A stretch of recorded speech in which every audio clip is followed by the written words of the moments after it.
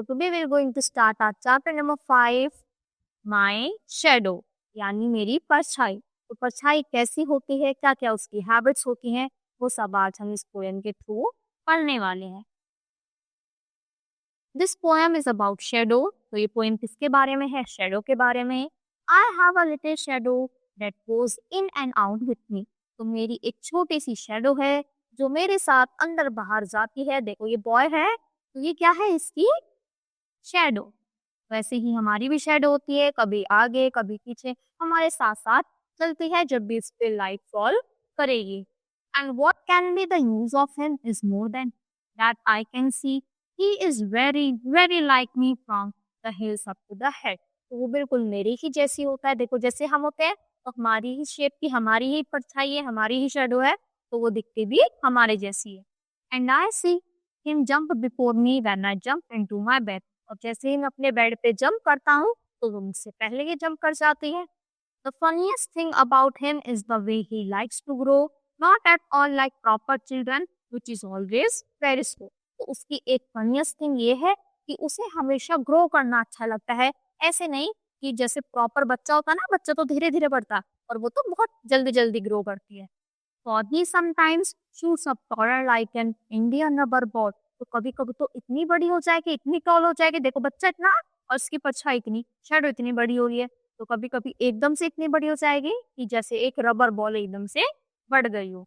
And he something sometimes gets so little that there's none of him at all। और कभी कभी इतनी छोटी हो जाती है, दिखती ही नहीं है, यानी छुप जाती है। तो ये सारा कमाल किसका होता है? लाइटनिंग का, यानी किस साइड लाइट पड़ रही है और किस साइड लाइट नहीं आ रही। तो अगर नहीं आ रही, ये फ्रंट में होगी तो शेडो गायब, और धीरे धीरे जैसे जैसे लाइटनिंग इधर उधर होती जाएगी उसी के हिसाब से शेडो की लेंथ भी बढ़ती जाती है।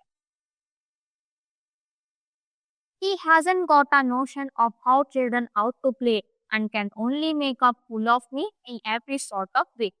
He stays so close beside me, he's a crowd you can see. I had been shamed to stick to nurse as that shadow sticks to me। तो वो क्या करते हैं, जैसे बच्चे होते हैं ना, ऐसे ही मेरे साथ मजाक मस्ती करती रहती है, मेरे साथ खेलती है, कभी छुप जाती है, कभी मेरे साथ खेलती है, जैसे मैं उसके पीछे स्टिक लेके घूम रहा हूँ। One morning, very early before the sun was up, I rose and found the shining dew on every buttercup. But my lazy little shadow, like an errant sleepy head, had stayed at home behind me and was fast asleep in bed। तो देखो जैसे मैं सुबह सुबह उठ गया, सन निकल गया, मैं तो उठ गया, पर मेरी जो शेडो है वो बहुत ज्यादा लेजी है, वो अधूरे बिस्तर पर ही है, यानी वो अभी उठी नहीं है। जो मैं हूँ, मैं एक्टिव हूँ, और मेरी शेडो कभी तो बड़ी हो जाती है, कभी छोटी हो जाती है, कभी बहुत प्लेफुल मूड में होती है, और अब वो बहुत ही ज्यादा लेजी है, यानी वो उठी ही नहीं है। आयो बच्चा, आपको पोएम क्लियर हुई होगी। चलो अब हम एक्सरसाइज करते हैं। तो what goes in and out with the poet? उसकी शेडो, तो his shadow. There is something funny about the shadow. The boy in the poem thinks that his shadow is brave, coward, thin या shining. तो brave यानी वो क्या है? ब्रे है। The shadow sometimes go very tall। तो कभी कभी वो बहुत ज्यादा tall हो जाती है। He is very much like me from। तो बिल्कुल मेरे जैसी है, कहाँ से कहाँ तक? To the head। तो देखो पोएम में लिखा हुआ to the head, तो heels up to the head। The dash thing about the shadow is the way it grows। The funniest thing, it can shoot up like an कैसी ball? Bounce ball पढ़ा था ना हमने, rubber ball, कि एकदम rubber ball की तरह एकदम इतनी बड़ी हो जाती है। A shadow has no dash of how a child out to play, has no got a notion of how a child ought to play, और he so shining dew to on every buttercup। यानी वो ऐसे बिल्कुल चमकती है buttercup की तरह। What is a shadow? तो शेडो क्या होती है? हमारी ही परछाई होती है। जैसे भी हम होते हैं, सेम टू सेम हमारी शेडो भी वैसे ही होती है। How to made shadow? तो हम कैसे बनाएंगे शेडो? अभी हमने सीखा कि जैसे जैसे लाइट को हम फिक्स कर देंगे वैसे ही शेडो भी छोटी बड़ी होती जाएगी। अब देखो कोई भी आप टेबल पे बुक रखना तो उसकी भी कुछ शेडो होगी, यानी जहाँ पे भी वो ब्लैक ब्लैक हो रहा होगा वो सारी ही उसकी शेडो होती। Who is lazy according to poet, तो पोएट के अकॉर्डिंग कौन लेजी है, इसकी शेडो लेजी है। अब ये कुछ वर्ड्स है, इनके आपको मीनिंग लिखना है। अब देखो इसमें क्या करना है, अनजम्बल द वर्ड, यानी जो वर्ड्स है हमें इन्हें अनजम्बल करना है और यहाँ पे एंटोनियम्स है उसके साथ इनको मैच करना है। तो इसको मिला के क्या बना, फॉरवर्ड, और फॉरवर्ड का एंटोनियम हो जाएगा बैकवर्ड। तो समझ आया क्या करना है, इसका भी बनाओ। इसका क्या बनेगा, विंटर, फिर डेड, इसका लिक्विड, फिर देख लेते हैं जॉयफुल,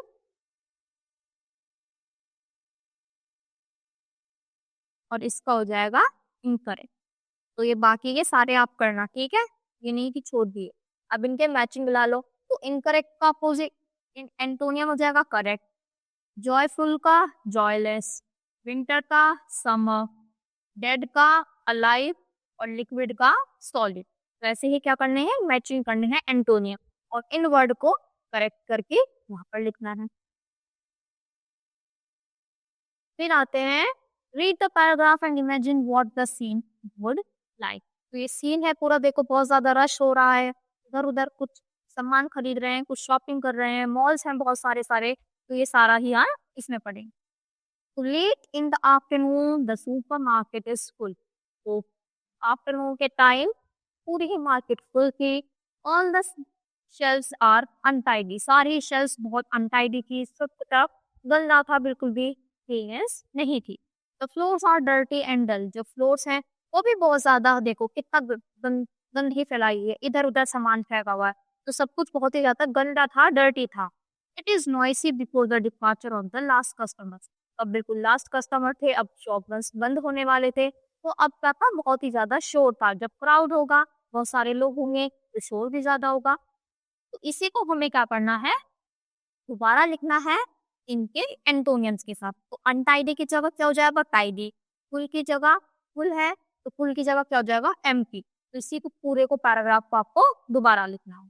अब वर्ब्स, तो वर्ब्स होती है एक्शन वर्ड्स, यानी जो भी हम काम करते हैं, खाते हैं, पीते हैं, सोते हैं। एडवर्ब होता है give more information about the verb, यानी जो वर्ब के बारे में और ज्यादा इन्फॉर्मेशन दे, इसको एडवर्ब बोलेंगे। और adverbs tell the reader how where and when the action is done, और एडवर्ब ये भी बताता है कि कोई काम किस समय, किस वक्त और कब हुआ था। Circle the verb and underline the adverb in these sentences, तो यहाँ पे वर्ब को अंडरलाइन करना है और एडवर्ब, वर्ब को सर्कल और एडवर्ब को अंडरलाइन करना है। तो the red train chugged slowly up the steepy, तो चग्ड स्लोली, तो चग्ड स्लोली, तो चग्ड हमें अंडरलाइन करना है, स्लोली सर्कल करना है, यानी वर्ब को हमें सर्कल करना है।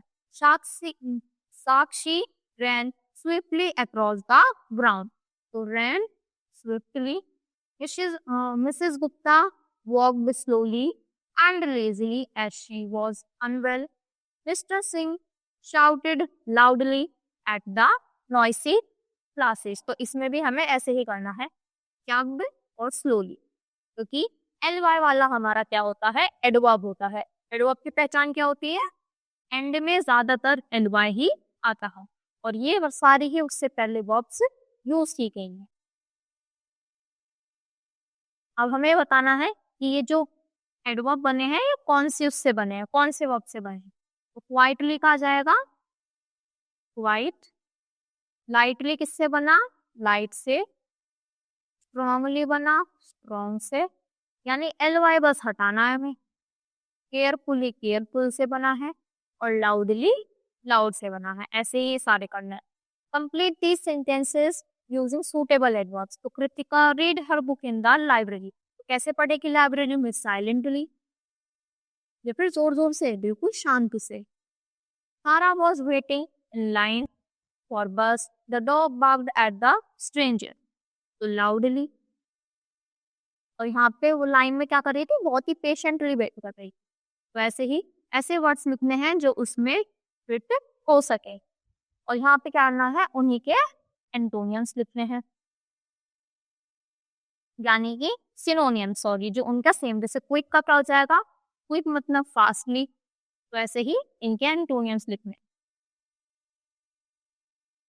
अब इससे हमें क्या करना है, कंप्लीट करना है इन वर्ड्स की हेल्प से। तो टाइम, द टाइम प्लीज, तो क्या बोलेंगे, व्हाट्स द टाइम, यानी क्या टाइम हो रहा है, what's the time please, dash waiting for मी, तो शी इज, यानी वो मेरा वेट कर रही है, she is waiting for me. When dash, तो when you have eaten your lunch you may go to play, तो तुमने कब लंच खाया था, ताकि तुम क्या कर सको, खेलने जाओ। Go for shopping now the market साथ क्राउडेड, तो मार्केट बहुत ज्यादा भीड़ है, क्राउड हो रही है, तो अभी जाओ या मत जाओ, तो डोंट गो शॉपिंग नाउ, यानी अभी मत जाओ, अभी बहुत ज्यादा भीड़ हो रही है। A very hot day today, तो it's a very hot day today, यानी आज बहुत गर्म डे है। और दिस इजंट माई बैग, यानी ये वाला बैग मेरा नहीं है, और ऑप्शन भी हमारा यही बचता है। तो इसी के साथ ये चैप्टर फिनिश होता है। आई होप आपको सारी ही चीजें अच्छे से क्लियर हुई होंगी और सब चीज अच्छे से समझ आएंगी। तो that's all for today, thank you.